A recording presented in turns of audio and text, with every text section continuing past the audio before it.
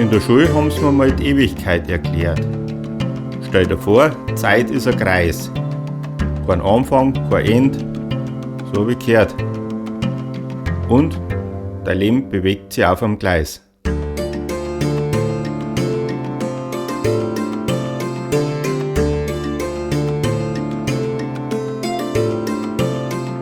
So weit, so schön, so weit, so gut. Sagen wir, das mit dem Gleis stimmt. Aber das mit dem Kreis ist ein alter Hut, weil sich Zeit ganz anders benimmt.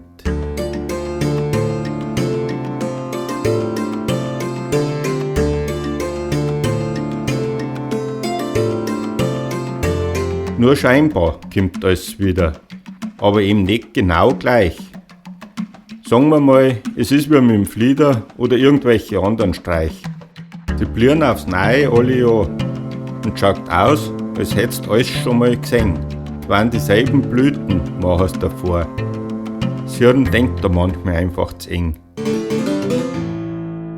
Ich glaub, dass Zeit erst bereuen ist, aber ganz bin ich mir nicht gewiss.